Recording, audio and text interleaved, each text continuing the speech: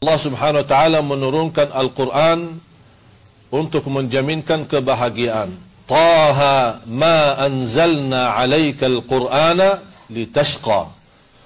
Kami tidak menurunkan Al-Quran untuk penderitaan atau kesusahan atau keburukan, justru sebaliknya menjaminkan kebahagiaan dan keselamatan dunia akhirat. Allah Subhanahu wa taala sudah menjaminkan Al-Quran itu mulia. Pertanyaannya, apa yang kita dapat dari kemuliaan Al-Quran? Allah Subhanahu wa taala berfirman di suratul Waqi'ah, innahu laqur'anun karim, ayat 77. Al-Quran sungguh sangat mulia. Saya sudah membuka berbagai macam Quran yang sudah diterjemahkan dalam bahasa Indonesia. Belum menemukan bahasa yang bisa menafsirkan dan menjelaskan secara sempurna dan makna yang sesuai Al-Quran selain bahasa Arab. Tidak ada bahasa yang memiliki kemampuan selain bahasa Arab sendiri. Bahasa Indonesia, bahasa Inggris hanya mampu menerjemahkan saja, tapi tidak memberikan terjemahan yang sempurna. Innahu laqur'anun karim, dalam segala bahasa, sungguh Al-Quran mulia, Al-Quran sangat mulia, Al-Quran itu mulia. Pertanyaannya, kalau Al-Quran itu mulia, buat kita apa? Makanya kalau kita kembali ke dalam bahasa Arab, apalagi dikaitkan dengan ilmu nahwu saraf, arti innahu laqur'anun karim, sungguh Al-Quran itu mulia dan memberikan kemuliaan. Sebagaimana bersabda Rasulullah sallallahu alaihi wasallam yang menjelaskan apa itu di antara kemuliaan, hadis yang diriwayatkan Imam Bukhari, hadis Uthman bin Affan radhiyallahu an, khairukum man ta'allama al-Qur'ana wa 'allama. Sebaik-baik antara kalian adalah yang mempelajari Al-Quran dan mengajarnya. Salah satu imam tabi'in, Abi Abdurrahman Abdullah As-Sulami rahimahullah ta'ala, yang pernah berguru dengan beberapa sahabat. Dia hampir 70 tahun lebih menahan diri untuk mengajar Al-Quran, termasuk kepada anak-anak. Ditanya, apa yang membuat wahai imam sabar sampai 70 tahun? Kata beliau, saya ingin meraih bersabda Rasulullah, sebaik-baik antara kalian yang mempelajari Al-Quran dan mengajarnya. Di antara kemuliaan menjaminkan syafaatnya Al-Quran, iqra'ul Qur'ana fa innahu ya'ti yawmal qiyamati syafi'an li ashabih. Sebagaimana di hadis yang diriwayatkan Imam Muslim, berbacalah Al-Quran, karena sungguh menjaminkan syafaat bagi orang-orang yang berteman sama Al-Quran. Di awal hadis itu, bacalah Al-Quran. Tapi di ujung hadis itu, li ashabihi, bersahabat sama Al-Quran. Tidak semua orang yang membaca mendapatkan syafaatnya Al-Quran. Tetapi bagaimana kita berkenan menjadi teman dekat, teman sejati, sahabat bersama Al-Quran, agar kita mendapatkan syafaatnya Al-Quran. Di antara kemuliaan menjaminkan setiap satu huruf mendapatkan 10 kebaikan. Sebagaimana bersabda Rasulullah SAW, la aqulu alif lam mim harf, walakin alif harf, lamun harf, mimun harf. Tidak alif lam mim satu huruf, tapi alif satu huruf, lam satu huruf, mim satu huruf. Bayangkan jemaah sekalian, berapa banyak kita baca Al-Quran mendapatkan dikali 10. Bismillahirrahmanirrahim, 19 huruf dikali 10, 190. Bahkan bisa mendapatkan lebih dari itu bagi orang-orang yang betul-betul bisa menghayati dan membacanya. Ada orang membaca Al-Quran tapi tidak mengerti sama sekali isinya. Apakah tetap mendapatkan pahalanya di sisi Allah? Apakah boleh dia mengkhatam Al-Quran walaupun tidak mengerti sama sekali isi Al-Quran? Boleh, dan menjaminkan setiap satu huruf 10 kebaikan. Semakin kita menghayati, semakin kita merasakan, semakin kita menikmati, akan semakin lebih besar pahala kita di sisi Allah Subhanahu wa taala. Artinya standar minimal bagi orang yang tidak mengerti sama sekali tidak akan merugi dalam setiap membaca, dia mendapatkan setiap satu huruf 10 kebaikan. Sebagaimana kita melihat perjuangan para imam, para alim ulama, para salihin, ketika mereka mengkhatamkan Al-Quran sebanyak-banyaknya. Kalau Rasul kita sallallahu alaihi wasallam mengkhatam Al-Quran seminggu sekali, mulai hari Sabtu, khatam hari Jumat. Ulama menyebutkan wirdun Nabi atau hizbun Nabi sallallahu alaihi wasallam. Itu namanya wirid. Jadi kita boleh masing-masing memiliki wirid sesuai kemampuan. Ada yang mampu khatam satu juz satu hari, atau bisa dibagikan, kalau tidak bisa sekaligus, bisa dibagikan. Pagi hari sekian berapa halaman, siang hari beberapa halaman, sore hari beberapa halaman, nanti malam hari ditutupi dengan beberapa halaman agar kita mendapatkan satu juz. Paling tidak jangan lewat satu hari tidak membaca Al-Quran. Paling tidak jagalah amalan-amalan yang sudah dibersabdakan oleh Rasulullah SAW. Contoh, ayat Al-Kursi setiap habis salat fardu dan ketika mau tidur. Sebagaimana bersabda Rasulullah sallallahu alaihi wasallam, "Man qara'a ayat Al-Kursi dubura kulli salat, laisa bainahu wa bainal jannati illa an yamut." Barang siapa yang membaca ayat Al-Kursi habis setiap salat fardu, tidak ada sesuatu yang menghalanginya menjaminkan dia masuk surga kecuali menunggu dia mati. Cuma ayat Al-Kursi satu ayat. Dan juga ketika mau tidur akan dilindungi oleh Allah dari godaan syaitan, termasuk dari mimpi buruk kalau orang-orang rutin membaca ayat Al-Kursi di setiap tidurnya. Di antara surah-surah yang dibacakan Rasulullah SAW secara rutin adalah suratul Sajadah dan surat Al-Mulk Tabarak setiap mau tidur. Dan ini dirutinkan oleh Rasulullah SAW. Dan suratul Sajadah cuma 30 ayat dan surat Tabarak Al-Mulk 30 ayat. Bagi orang yang lancar bacaannya tidak sampai 12 minit, tapi mendapatkan keselamatan dan jaminan selamat dari siksa kubur dan fitnah kubur. Sebagaimana bersabda Rasulullah SAW, 30 ayat syafa'at li sahibiha min adabil qabr. Ada di dalam Al-Quran surat isinya 30 ayat yang telah melamatkan orang itu selamat dari siksa dan fitnah kubur. Itulah surat Tabarak Al-Mulk. Makanya jamaah sekalian, ayat-ayat yang kita baca, walaupun kita tidak mampu menghayati, jangan membuat syaitan untuk membodohi kita agar tidak membaca Al-Quran. Baca walaupun belum mengerti. Baca walaupun belum bisa begitu fasih dan lancar. Ada yang merasa mungkin kekhawatiran, daripada saya salah baca, mendingan tak usah baca. Itu bisikan syaitan. Kalau kita baca walaupun salah, tapi kita ada niat dan target selalu berusaha memperbaiki kesalahan. Berkesempatan belajar bersama guru, berkesempatan belajar melalui CD, berkesempatan belajar melalui murattal. Walaupun upaya dan ikhtiar kita belajar maksimal, tapi masih bacaan kita belum maksimal, jangan khawatir. Karena sudah dijaminkan kita tidak sia-sia perjuangan kita dan tetap mendapatkan pahala di sisi Allah. Sebagaimana bersabda Rasulullah sallallahu alaihi wasallam, "Walladhi yaqra'ul Qur'ana wa yatata'ta'u fi wa huwa alaihi syaq, lahu ajran." Barang siapa yang membaca Al-Quran dan menghadapi kesulitan dan kesusahan dalam membacanya, bukan dosa yang dia dapat, justru dia dapat dua pahala. Satu, karena dia mau baca. Yang kedua, Allah menghargai perjuangannya dan kesulitan yang dia hadapi, makanya Allah memberikan pahala atas perjuangannya dan kesusahan yang dia hadapi. Ma'asyiral muslimin, jamaah Jumat yang dimuliakan Allah Subhanahu wa taala. Di antara kemuliaan Al-Quran, hanya kita diminta untuk berteman sama Al-Quran di dunia. Kira-kira apa yang akan dibalas? Kita hanya dalam masa hidup kita di dunia berkenan menjadi teman dekat sama Al-Quran. Akan dibalas apa? Al-Quran akan menemani kita di dunia. Al-Quran akan menemani kita di saat sakratul maut. Al-Quran akan menemani kita saat kita dikuburkan. Al-Quran akan menemani kita saat dibangkitkan hari kiamat.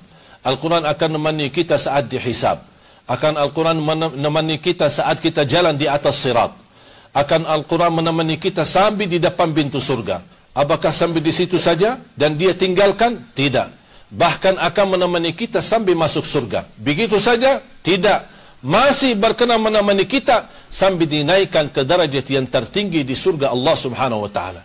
Juga berapa banyak balasan-balasan Al-Quran untuk kita yang hanya kita ditugaskan dan diminta untuk berteman sama Al-Quran di dunia. Rasulullah sallallahu alaihi wasallam bagi orang ahlul Quran akan ketika masuk surga, dia diperintahkan di dalam surga, bacalah sebagaimana kamu baca di dunia. Dan setiap kamu baca satu ayat akan ditinggikan dan dinaikkan derajatmu di surga.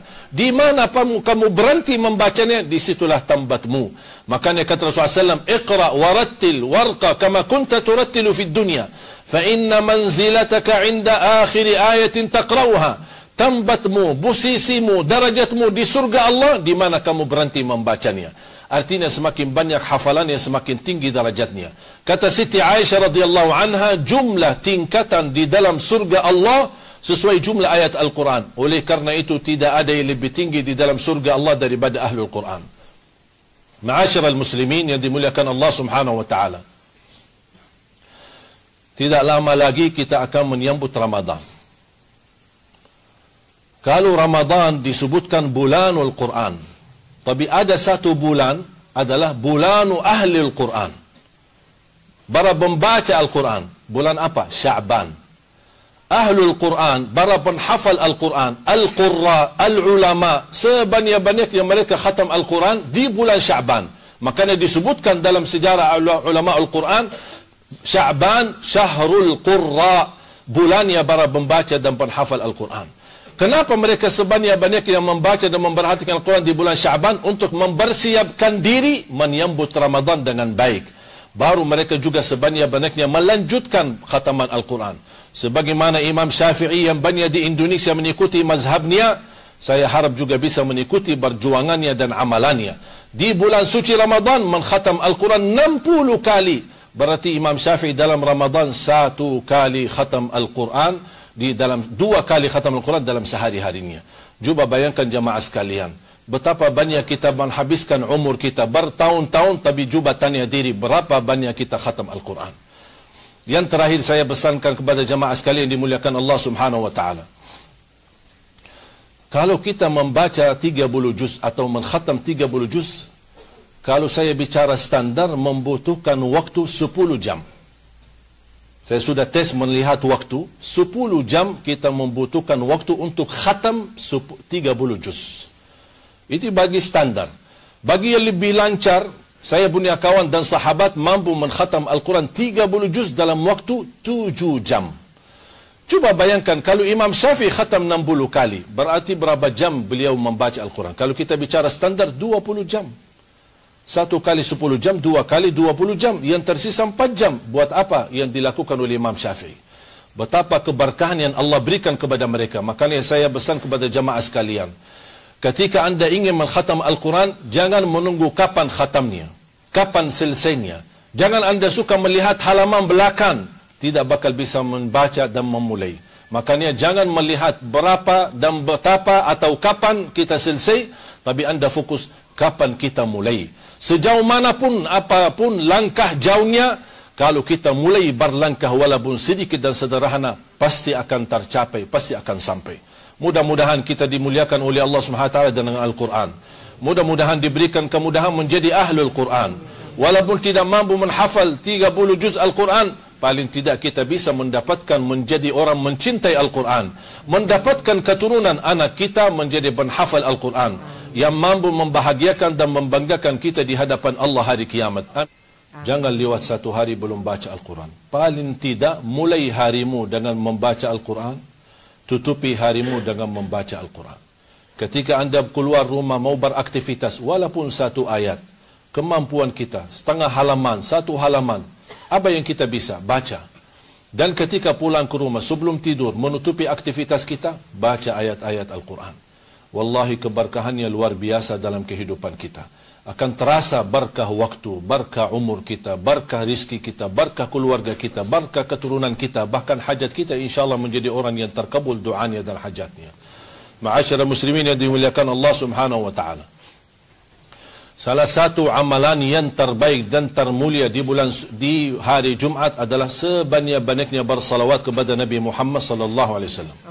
Sebagaimana hadis yang sahih di Sahih At-Targhib wa At-Tarhib, Rasulullah sallallahu alaihi wasallam bersabda, "Akthiru alayya min as-salati yawm al-jum'ah, fa inna salata ummati yawm al-jum'ati ma'rudatun alayya, fa inna salata ummati ma'rudatun alayya fi kulli yawmi jum'ah, faman kana aktharuhum alayya salatan kana aqrabuhum minni manzilah."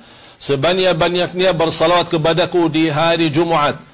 Karena keistimewaan di hari Jumaat, kata Rasulullah SAW, setiap orang dari umatku bersalawat kepadaku di hari Jumaat, akan Allah memperlihatkan, Allah tunjukkan kepada Nabi Muhammad, ini salawat umatmu untukmu ya Rasulullah di hari Jumaat. Jadi setiap hari Jumaat Allah memberikan kesempatan bagi Rasulullah SAW untuk memperlihatkan atau dilihatkan untuk sebanyak-banyaknya umatnya bersalawat kepada beliau. Kata Rasulullah SAW di ujung hadis ini, barang siapa yang banyak salawat kepadaku di hari Jumat itu, dia akan menjadi yang terdekat kepadaku. Saya yakin tidak ada di antara kita yang mencintai Nabi Muhammad tidak ingin menjadi orang terdekat kepada Nabi Muhammad sallallahu alaihi wasallam. dekat di majlisnya, dekat di hadapannya, dekat bersamanya, apalagi di dalam surganya Allah Subhanahu wa taala. Ini kesempatan sebanyak-banyaknya kita membaca salawat kepada Nabi Muhammad SAW. Baki Sayyiduna boleh, tidak baki Sayyiduna boleh, yang panjang boleh, yang pendek boleh, mana yang kita bisa, mana yang kita hafal, silahkan dilakukan. Dan kalau saya melihat sebanyak-banyaknya salawat berbagai macam, saya memilih yang terbaik, yang tersempurna, yang langsung disetujui oleh Rasulullah SAW adalah salawat Ibrahimiyah yang kita baca di dalam salawat atau di dalam salat kita. Allahumma salli ala Muhammad wa ala ali Muhammad kama sallaita ala Ibrahim wa ala ali Ibrahim sampai akhir innaka Hamidum Majid. Kenapa ini yang terbaik dan yang tersempurna? Karena langsung disetujui oleh Rasulullah sallallahu alaihi wasallam.